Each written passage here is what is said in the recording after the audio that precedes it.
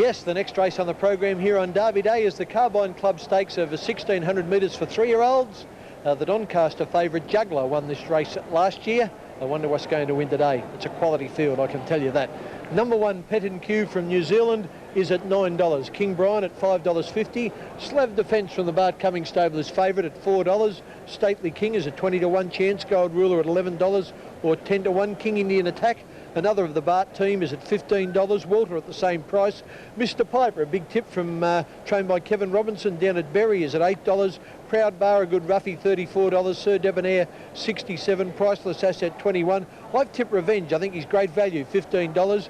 Classy Jack, $21. Gallic Storm, 100-to-1. King Kahuna, 60-to-1. And Botany Bay Gift at 50-to-1.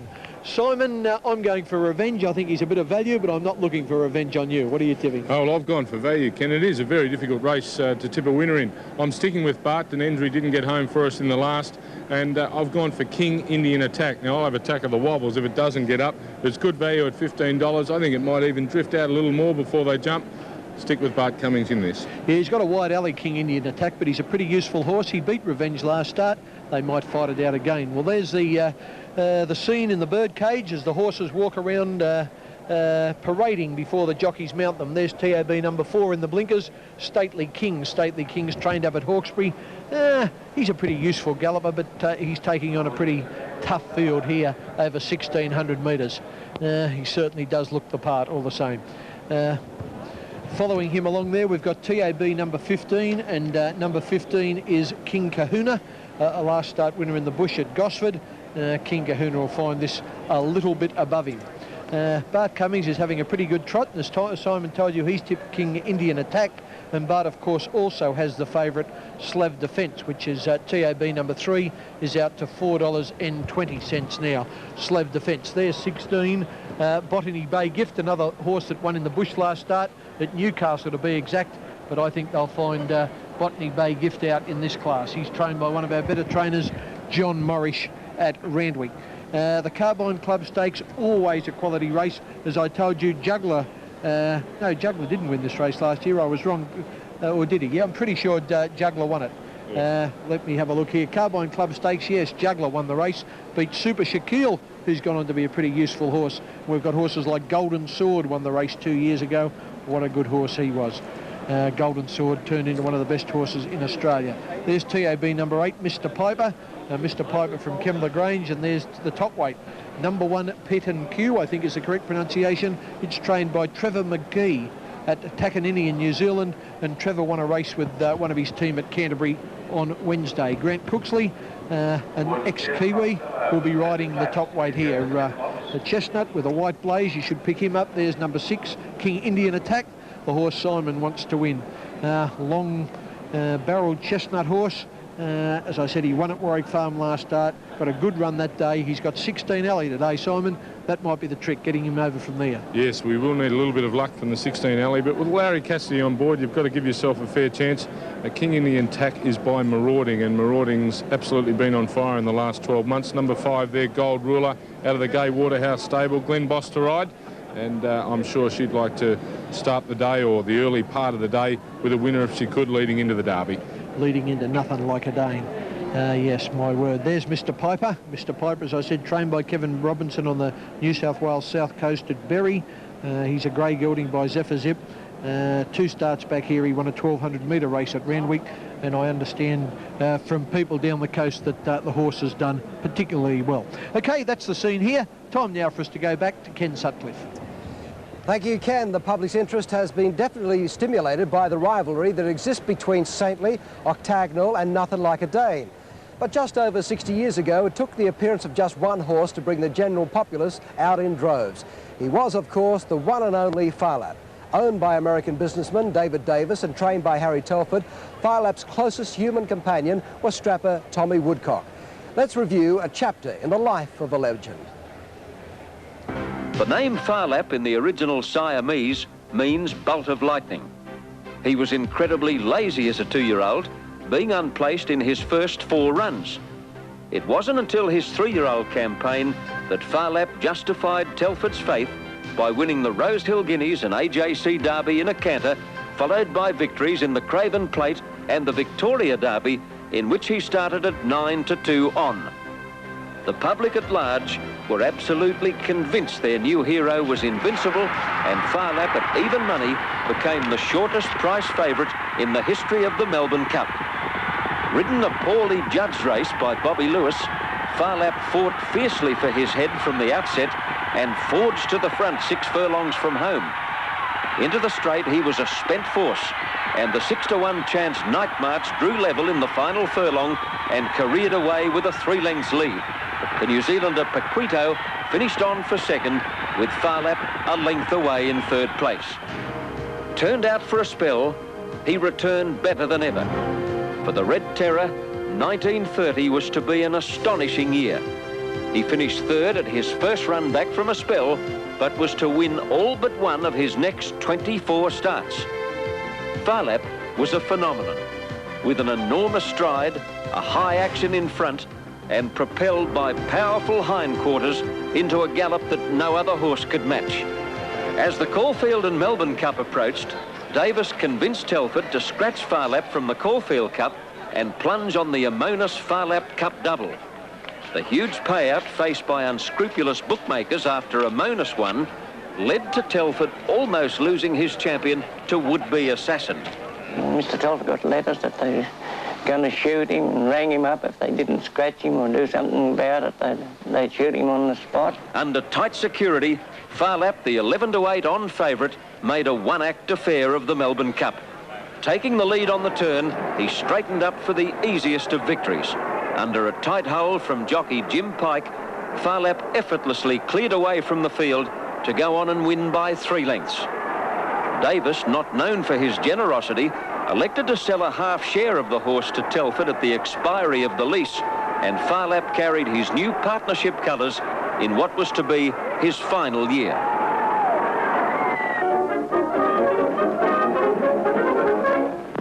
He's a great horse. In fact, he's the best horse Australia's ever seen, and I doubt if ever they'll see his equal. There's only one chance they've got of beating him, if they can breed him with wings on and get Kingsford Smith to ride him, and then I doubt whether they'll beat him then. After a series of 8 wins, the Red Terror was allotted the crushing weight of 10-10 in the 1931 Melbourne Cup. Speculation mounted as to whether Davis and Telford would run him, as the horse had shown signs of training off. However, both assented to the VRC request, and Phar Lap took his place as 3-1 favourite. Jockey Jim Pike was well aware of Phar Lap's condition. Although in 5th place on the home turn, Pike realised the horse was beaten and refused to knock him about. He eased Phar Lap down to finish a distant 8th as the lightly weighted White Nose went on to beat the ever-unlucky Shadow King. This was the last time Australian racegoers saw Phar Lap, a horse that had won 36 races for total winnings of £56,425, a fortune in the Depression era. Davis, tired of the huge weights the horse had to carry in Australia, had accepted an offer to take Phar Lap to North America to run in the world's richest race, the Agua Caliente Handicap in Tijuana, Mexico. Few people knew Phar Lap had undergone foot surgery only 10 days earlier and was now running in a special bar shoe because of that injury. They're off! It's a thrill to see the great 6-year-old ease down that track like a wonderful machine. Reveille Boy makes a gallant challenge at the home stretch. For a moment, they're neck and neck, but Reveille Boy can't take it. Phar Lap was only loafing. 16 days after winning the Agua Caliente Handicap, Phar Lap was dead. He'd become ill in the early hours of the morning and had died of colic soon after. The cause of his death is still a mystery. He died a dreadful death, he did. He was squealing and whinnying. It was a shocking thing, and he just had a bad hemorrhage and just dropped over dead. The story of the Big Red Horse and his shy, unassuming strapper has passed into Australian folklore. Yes, in 1929, with Jimmy Pike on board, won the Derby here at Randwick. Will we ever see the kind again? And while you're wondering about the chances, you can take a long look at Far Lap on Champions of the Australian Turf through Polygram Video for $29.95. And you can order your copy from What's on Video by phoning 02544 3777. We'll be back after the break with more from Royal Randwick on Derby Doncaster today here on Nine's Wide World of Sports.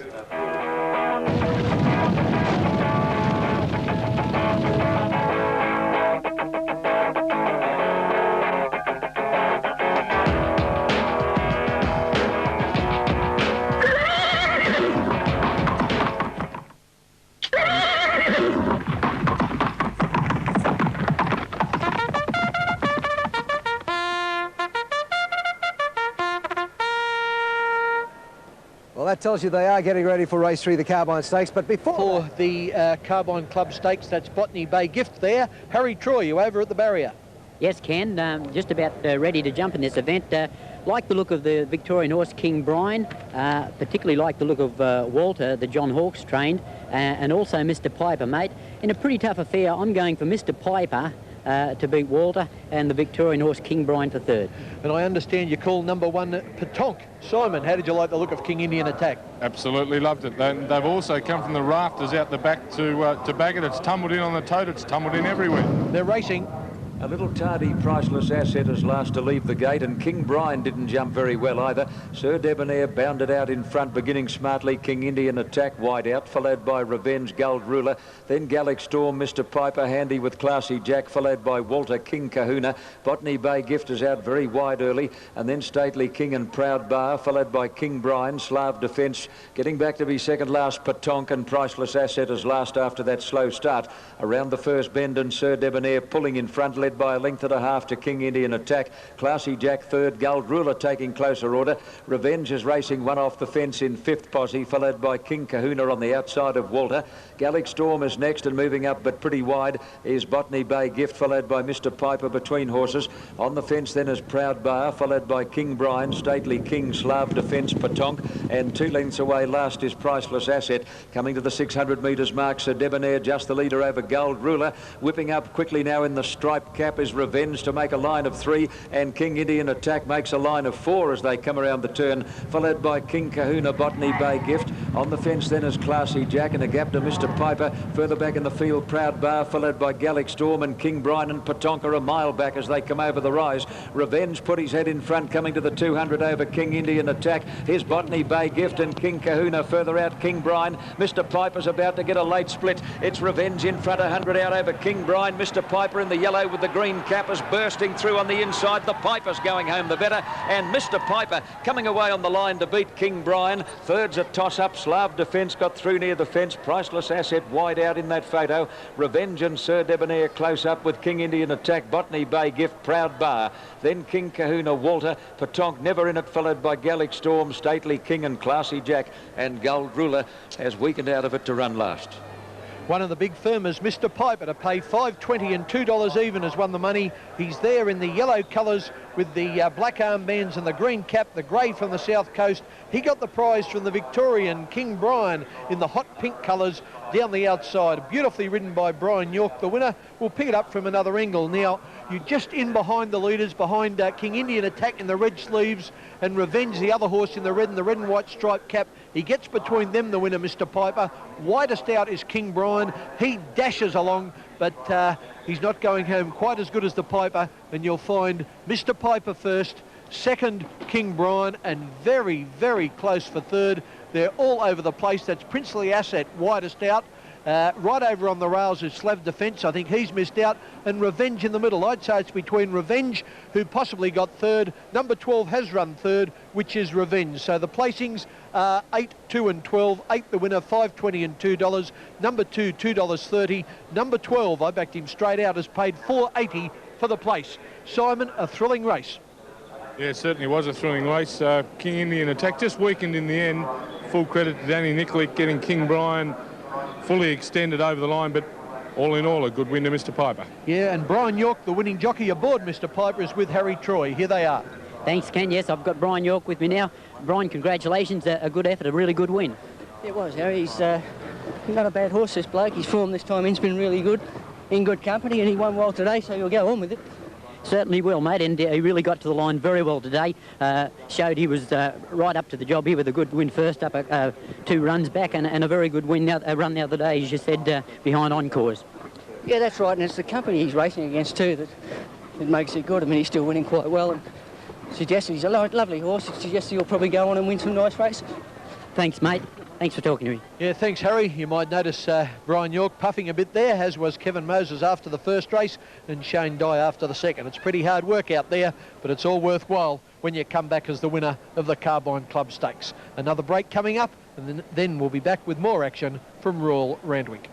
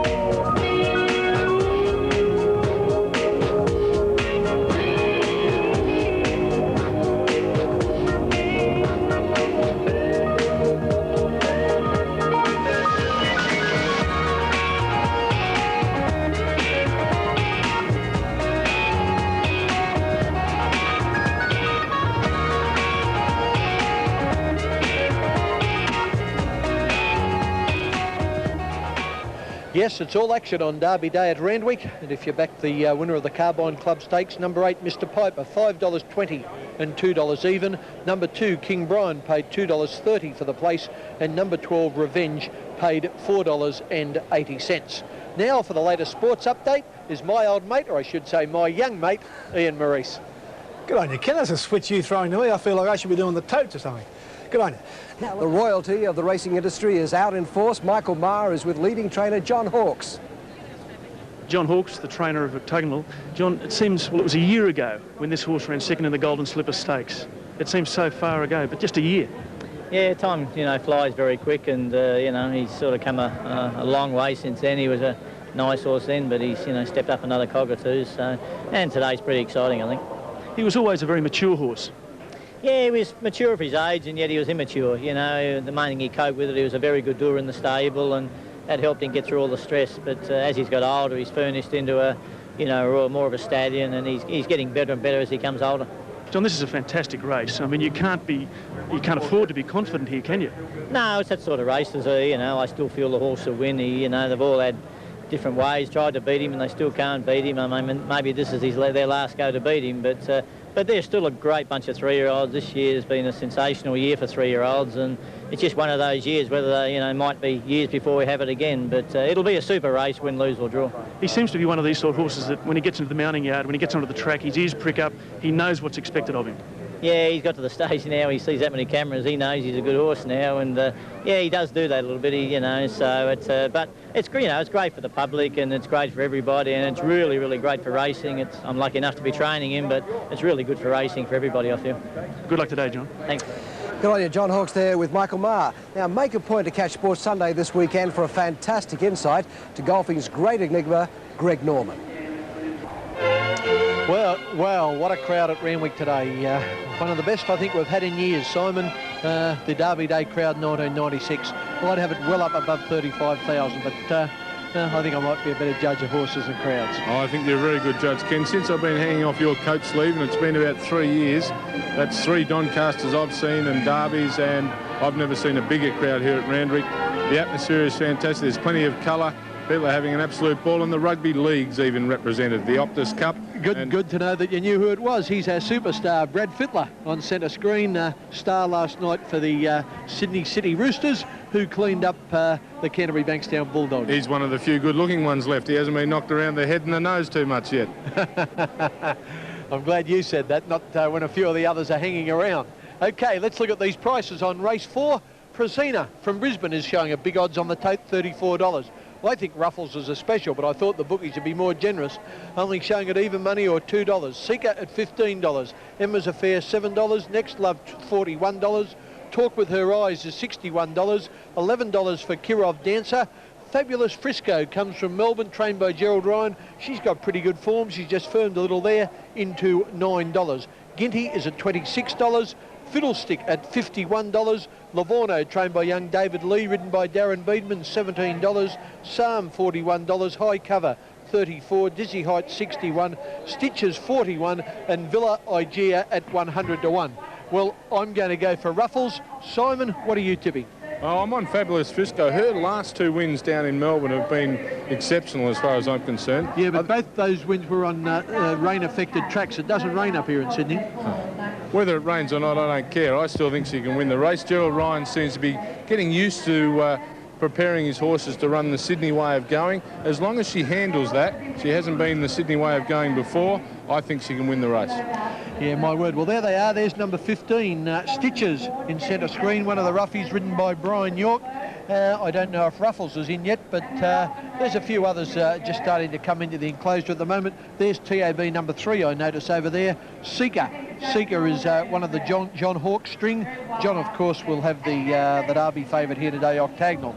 There's Villa Igea, TAB number 16. Villa Igea is a mount for the former New Zealander, Paul Falvey, who's now based up in the Newcastle district. Villa Igea's got a bit of speed, but you'll find a few others in this race have got more speed. There's number 6, Talk With Her Eyes. We get a rear view of her. She's trained here at Randwick by Graham Begg. Used to race in Perth and then had a few runs in Melbourne. She's not a bad type of filly, Simon? No, she's a nice type of filly. It was a bit hard to see what her eyes are doing when we had the back shot, wasn't it? But Graham Begg, he's a son of the former champion trainer here in Sydney, now in Hong Kong, Neville Begg, and he knows a fair bit about the caper. That horse will run a good race. There's another horse with speed, Dizzy Height. She's showing at great odds on the tote, around about $66. She has got a lot of speed. She won at Hawkesbury recently, then ran second at Gosford, but I think the others will have a little bit too much quality for Dizzy Heights here this afternoon. The full complement of horses isn't in the enclosure yet. We've just got a few. Won't be long before the Max Lees elect the favourite. Ruffles comes along, and also Gerald Ryan's horse, Fabulous Frisco, a filly by Bletchley. There's number 3, Seeker, that I spoke of earlier. Seeker racing in the Cerise Blinkers that a lot of the John Hawkes runners utilise. She's a group winner in Melbourne when last spring, Seeker, and she's pretty useful, Simon. She might be over the odds at about $15 on the tote. Yeah, I think she might. It does surprise me to see her odds so far out. Robert Thompson's going to be on board. Again, from the John Hawkes stable, they're just warming up to a big derby, which is the next race. Oh, I should say the race after this. I think she'll be prepared exceptionally well, but the boys might be focusing a little further to go somewhere towards the derby. But Fabulous Frisco's just coming in, number 8, the one that can't run on top of the ground, according to Kenny Callender. I think she can. She's a very, very nice filly. She's by Bletchley. She's got a pedigree to match, hopefully, her ability here today. She, you see there running, not in the blinkers, but in the pacifiers, which is a wire cover over the horse's eyes, just settles them a little bit, and it'll settle her enough, hopefully, to get over the line in front today. She's a typical Bletchley, nice. She's a little bit light, but nice and loose, and not a pretty smart type. Looks as though she can run, doesn't she? Oh, a pretty smart type. 2 minutes ago you said she couldn't go on top of the ground, and now you're telling me she's a pretty smart type. Yeah, she's a pretty smart type. That's me crawl. You wait till we see what she does when that. I reckon you're having a quid each way. That's what you're doing. You're not prepared to go out on a limb and say she can't win. I'm having more than a quid straight out on Ruffles, TAB number 2. And when you see her, son, you'll see what a real smart filly looks like. Ruffles is by the former star Melbourne horse Zetatif. Is the favourite for the race, still short on the tote, still at $2 even, and there she is. Now, son, Simon, there is a horse ready for action. Yeah, well, I've just had a look at the connections of Ruffles, and Colin Tidy is one of them, so probably you owe him, and you're giving him a bit of PR here on the tally today. But I must admit, she does look sensational. Zetatif gave Colin Tidy a lot of thrills, and I think in the future Ruffles will do very similar. She races in the pacifiers too, Ruffles. She's got the great record of having had 8 starts for 5 wins and 2 seconds. So, and she's 2 recent wins at Rosehill have been sensational. She's raced at Randwick twice and won both of them. So she's no stranger to this track either. And I think you'll find that her only problem is probably the 57, but you know, there's got to be a problem or they wouldn't let you on. Righto, there's the horses parading before the running of the PJ Bell Handicap. Jim Bell, the former chairman of the AJC, and at the moment there's not much more we can report from here, so back to Kenny Sutcliffe. Thank you, Ken, on AJC Derby Doncaster Day. We've got all the action here on Wide World of Sports. Don't go away, lots more terrific racing coming your way. Still to come on Wide World of Sports, the Parade of Champions, as a field of thoroughbred legends relive their glory days. Those fabulous 3-year-olds, Octagonal, Saintly and Nothing Like a Dame, will carve up a fortune in prize money in the AJC Derby. And an all-star field chases $1 million purse in the BMW Doncaster Handicap. Plus, we'll be giving you a crack at the cash in our $5,000 Memorable Moments giveaway. Join us this evening for Saturday Night Rugby League, when we take you to ANZ Stadium for the clash between the Brisbane Broncos and the Illawarra Steelers. The racing show is back on Sunday morning with a mighty wrap of all the Easter action. The gang will be along to drive you crazy with another edition of the Footy Show. And this week's edition of the Golf Show takes us big game golfing in the wilds of Zimbabwe. Coming up on Sports Sunday tomorrow afternoon in US Masters Week, we present an in-depth interview with the world's #1 golfer, Greg Norman, and travel to the mysterious racing world of the Middle East to see a field of champions racing for a sheikh's ransom in the Dubai Cup. Then later tomorrow afternoon, we present the Indonesian 500cc Motorcycle Grand Prix. Our Sunday night rugby league telecast takes us to North Sydney Oval for the big local derby between the Bears and the Sea Eagles. Then later on Sunday night, it's Formula One action from South America with our coverage of the Argentine Grand Prix. The Easter Racing Carnival action continues on Monday afternoon when we come to you live from Royal Randwick with the Galaxy and the Sires Produce Stakes, followed by more rugby league action featuring the St George Dragons and the Newcastle Knights from Cogra Oval. And make a date to join us next Friday when we'll tee off with our coverage of the US Masters Golf Championship, live and exclusive from Augusta, Georgia. More big-ticket action than you ever imagined possible coming your way right here on the one and only Wide World of Sports.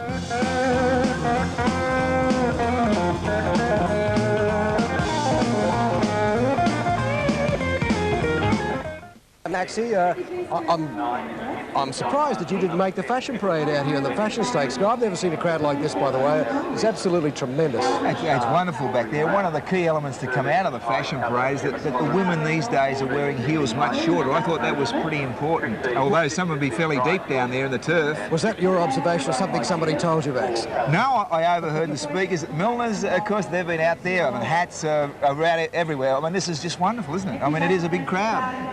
Yeah, look at this. The hats are making a comeback, although some of those gentlemen probably need them, one in particular, but we've seen all sorts of weird and wonderful fashions, particularly from the young student designers who have been encouraged to come up with the craziest designs, and there's terrific trips overseas and all that sort of thing going on here today, so it's a fantastic scene. It seems the profile of Derby Doncaster Day has risen to even greater heights in recent years. It's in no small part due to the colour and flair of trainer Gai Waterhouse. Today's racing leading lady chases her third straight Doncaster and a place in racing history. Leslie Tapsell reports.